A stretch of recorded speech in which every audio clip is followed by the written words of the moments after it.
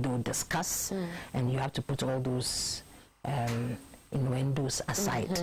But many times somebody walks in and the first impression, and I mean, you're so enthralled that probably you're not even listening to the person through. You made up your mind. Somebody on the panel make up their mind. But of course, we have a systematic way of assessment as well. So all those things are going down. But you just don't want to put people off. That's it.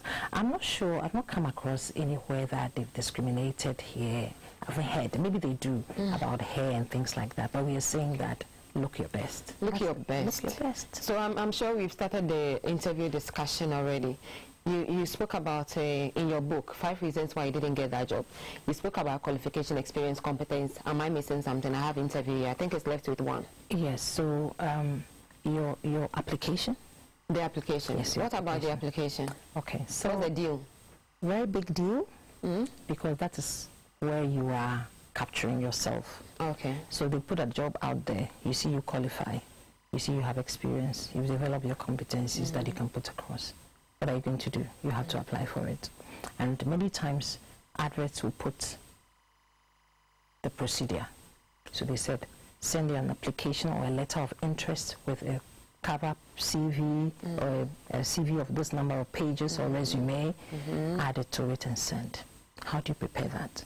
So you have people send you an email, please find attached my CV for this job, or they just forward the CV to you. Forward cover letter. Is it good to forward? When I say forward, what I mean is they've just emailed it to the address. Okay. Or if it has handwritten, they write it, address it, and just put the CV in. If the application, if the advert asks for a cover letter, do a cover letter. Do a cover letter. And the cover letter, though not lengthy, is a snapshot of yourself. Okay. So you may be repeating. That's where the summary you studied at school helps you here. What if I didn't pay attention in something? That is that you see. So we go back to how you prepared yourself. Summary, English language. Remember? The summary helps you here. So you introduce yourself, who you are, what qualification you have, what experience you have that is tied to this job, and then finish off there and send it off.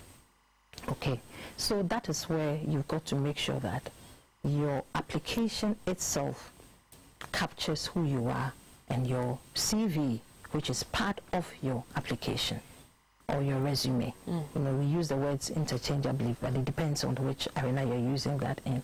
So those two must go together. Sometimes you have to go on a website and complete a predetermined form. Just do that. And then they talk about deadline. Keep to the deadline. If the deadline is 5 p.m. Friday, make sure that before 5, if you were interested in the job, you should have started preparing before. And many times I say that your application process doesn't start the day you are sending it. Do it, put it down, get somebody to read it for you. Go back to the advert. There are some keywords they mentioned. Look at it. How am I reflecting that? Not to repeat verbatim, but tie your experience to those things they are looking for in your application, because you are probably shortlisting 300, 400 people for a job. And you need a quick way to do that. So there are some catch things that you see. First of all, the format and what is in there. You know, another unfortunate thing that people do when they're sending emails, they have these philosophical things. And the signature, and the sign-out. And then these emojis that have come in, you know, in their emails. It's not cool. It has no place there, because I have to download all that. I don't have time to download that. The employer does not have time to download all that, even free and all that. So as you make it more difficult to get to your application, you're making it more difficult for you to be selected. People have it. It's a professional thing. So if it's a personal email and that has all those things, make sure that for that application, they take it out for now. You can do that with your friends later. But make sure that you have a professional email address. Now you can have probably 3 email addresses. And there's one that you just keep for your professional stuff. The rest can be for your, you know, social engagement. And then keep this one that way. Send it off. Nicely typed and in a nice readable format. Now there are lots of templates that are online to help you even do your cover letter or even do your CV. Look at it and use one that is not too complicated for employers to get. And you'll be amazed that even people who are very experienced don't get a CV thing right. Sometimes they ask you for Do you need to have a course in CV writing or something? How do people, how can they get it right? I know that there are lots of, I mean, especially at the universities or even secondary schools, sometimes vacation classes, kids are being taught how to do these things, basic, you know, but as you grow, you've got to make it more upgrade exactly for yourself, you know. And so in the book, I've talked about some format to follow, you know, and then what you should put in there, and then don't just talk too much. Sometimes people just cut the job description from the previous job. As soon as you see it, as HR people we see, you just see that it's a job. So it's not you speaking to, you're telling me what your employer said you should come and do. You see, you are not telling me what experience you have acquired.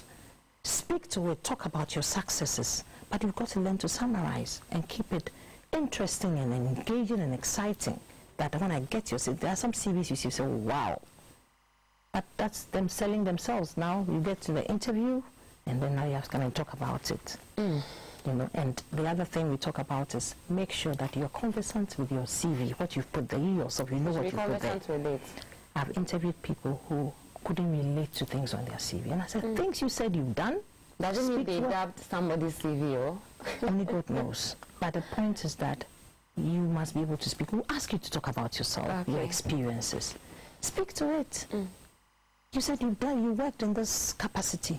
Tell us about it. And so that's where you generate the interesting stories and the things you led and the things you contributed to. Then we see you at play or in that, you know. So that's the application process that also is one reason.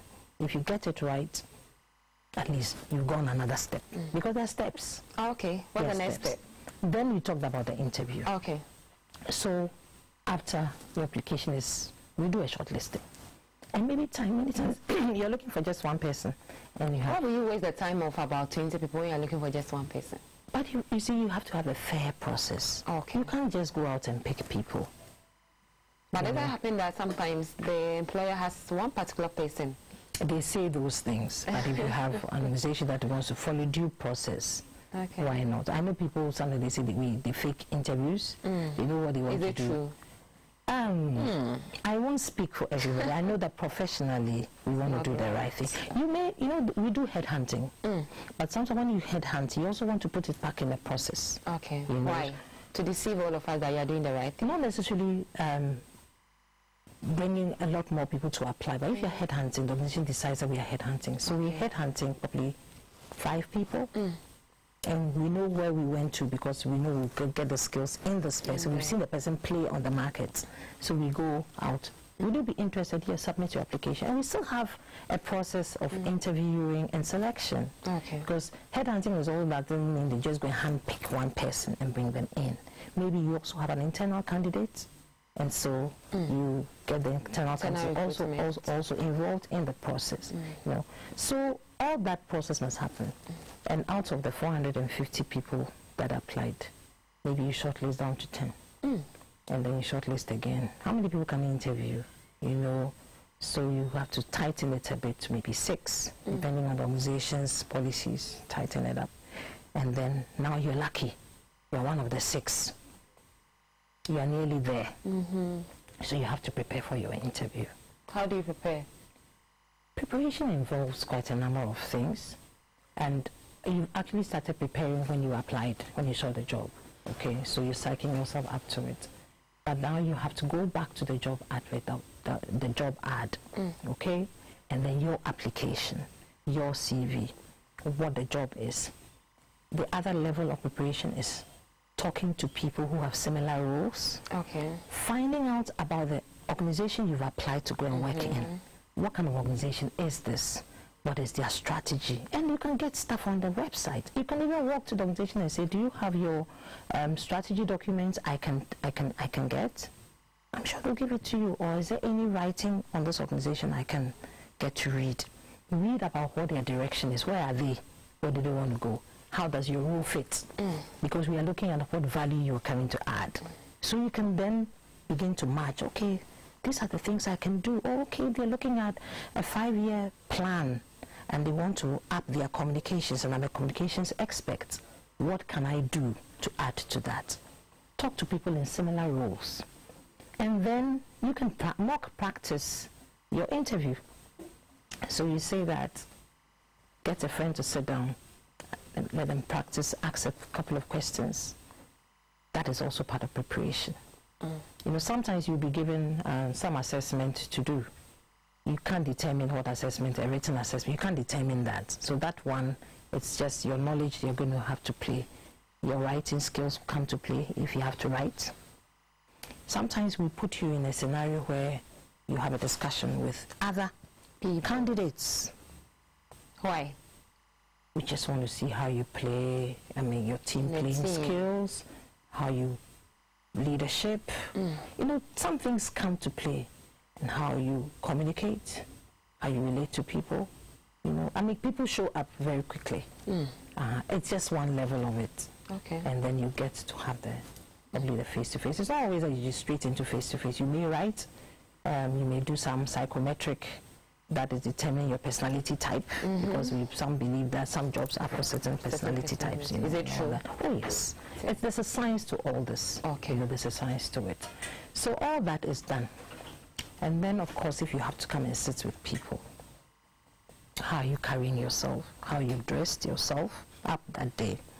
I mean, we hear stories about the color matches that people bring to interviews. And the guys often have it okay. You're in a shirt tucked in with a belt, you're fine. Do you need to put on a tie if you're a guy? You can, but that's because people believe that it makes you look smart. Do you have to put on a jacket? I don't think it's cast in stone. But whatever will make you comfortable and look professional, do it. I've said that T-shirts is not on at any time, unless you appreciate that the organization, you know that the organization appreciates that. You know, maybe some of the creative IT, exactly, they don't mind, you know, and they want to see how creative you are as well. So, and easy going. But for the interview, maybe sometimes even find out. You know, but for the ladies, you know, anything, we all have our skirt suits. Does it have to be dresses? It doesn't have to be. It doesn't have to be. Can somebody be in an African print? You know, we have this debate going. Why not? Do you sit in interviews with people with African print? Yes, because it's not offensive at all. When they are saying formal way, they are referring to the suits and the ties and the jackets. I think it's all the thing we've adopted. Okay, but it depends on how you make yourself look up. We know people who have the practice of just doing African wear all the time. It's nice, and it's nice. They bring you to interviews. I've seen a few, and I don't think it's a problem. But you see, the difference is, for instance, you've done an African top on a pair of jeans. Hello. So it can be, you know, it's depending on the job. A lady, you know, it's not a turn-off, but I don't think it helps you. I may be wrong, but I don't think it helps you. Okay. I may not mark you down by that, but like I said, perceptions and the way we receive things, and so largely sometimes people may not be too comfortable with that, but that's not a very big issue. Appearance-wise, it looks like the women have issues more than the guys. Makeup. I get it. You've spoken about hair before. Exactly, so we put the hair down. So makeup? Makeup. Modest. Makeup to look makeup, let it be modest, but don't paint your face. Which one is the painting? Where colors are not in sync, you know, wild looking, depending. If you're coming for a fashion job, why not? That shows your creativity. But don't do any, for me, the bottom line is don't do anything that is a turn off. Okay? But sometimes you don't know that it's a turn off. It will be a turn off. Ask somebody. Ask the person who has the same taste as you. Then that's you. But I just pray that's not used against you. And then, of course, things that are showing your cleavage. You see, you are the thing is not to make those things a distraction in your discussion. Okay. You want people to focus on what you're saying and not on your looks. And not on what is showing on your body. That's just the bottom line. It's not about the makeup being a problem, but don't let the makeup or the dress or whatever it is be a put-off. Okay. So they stop engaging you and then are looking at something else. Exactly. That's just it.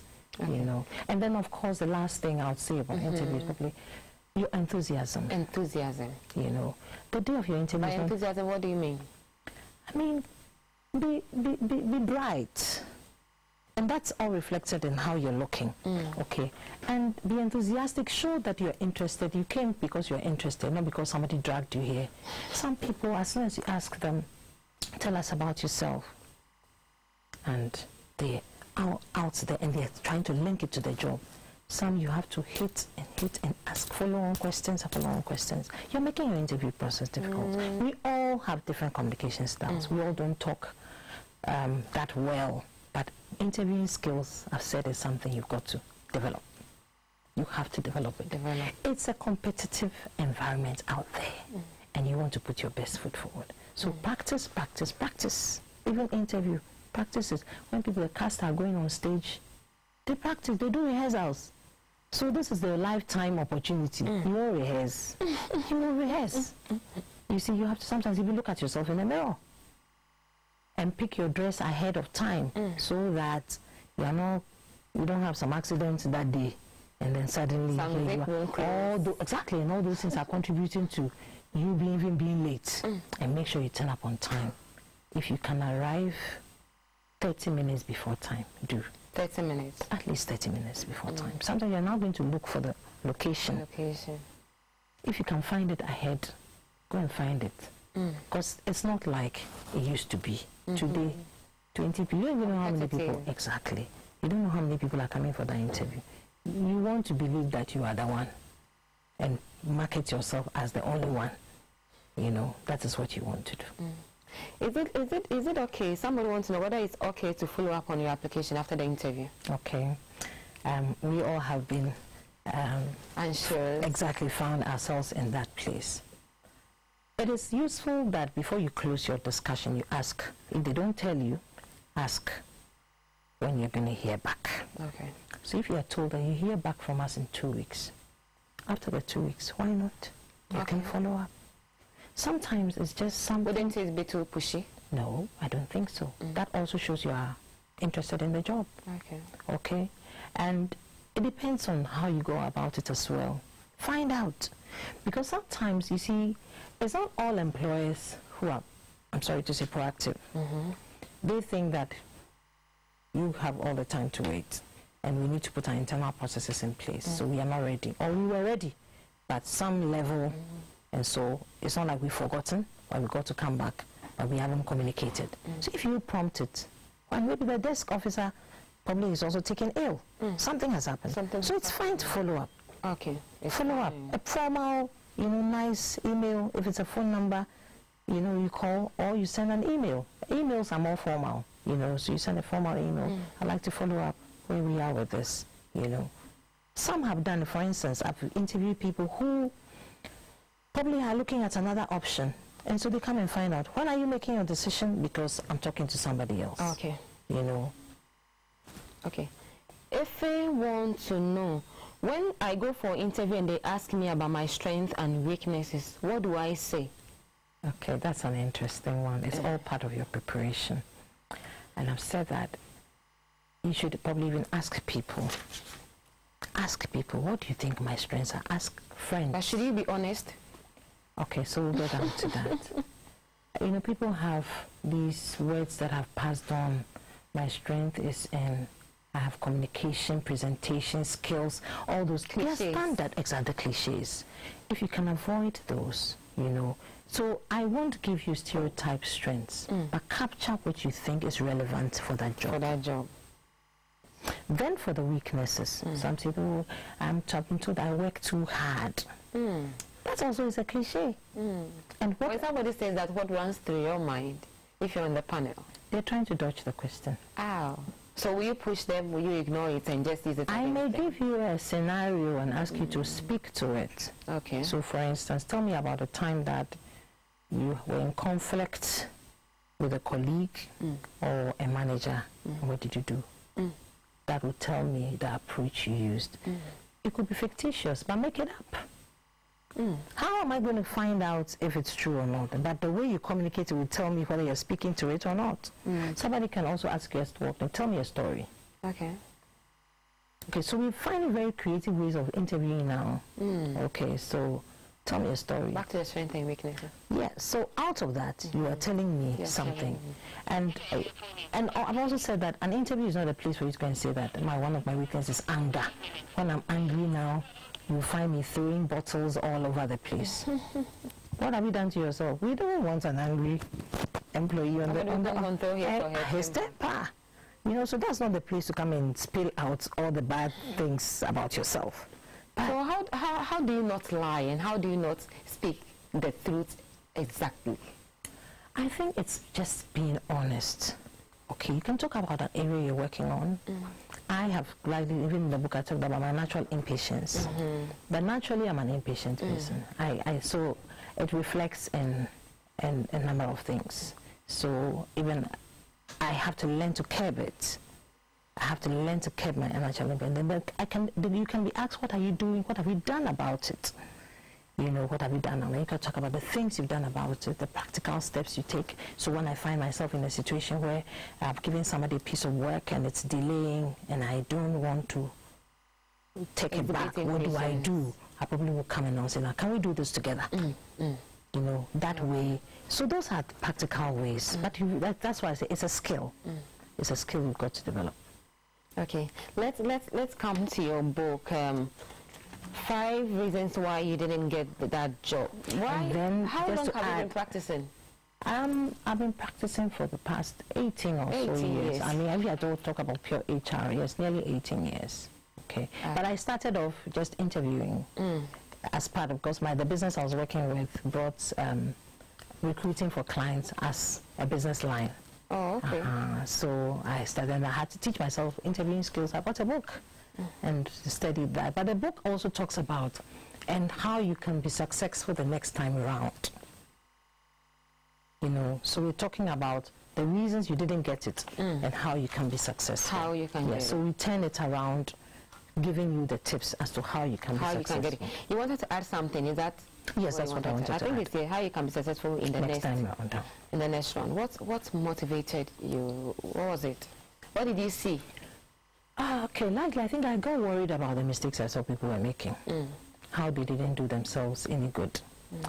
In addition to some of the observations I made of young professionals and how I thought they didn't do themselves any good in the workplace if they just had a bit of a better attitude.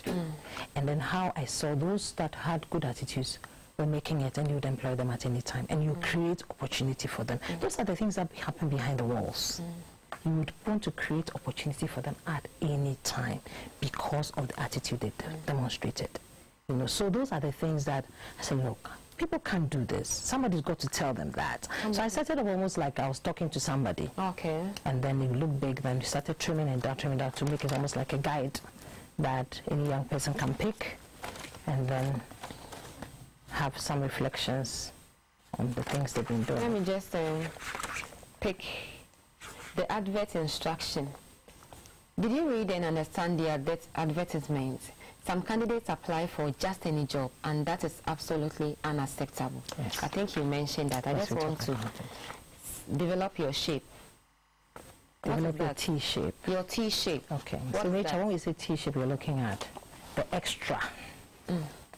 So don't focus on just your line. The extra. You know, broaden your horizon.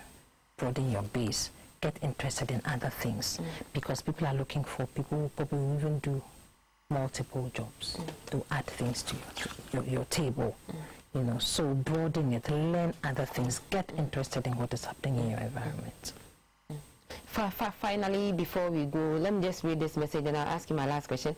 This message says, thanks so much for your time and also for the good work you are doing for the good people of Ghana. I don't know whether to you or to me. Maybe it's you. Finally, before we go, why is it important that we have knowledge on getting a job, the interview and the rest?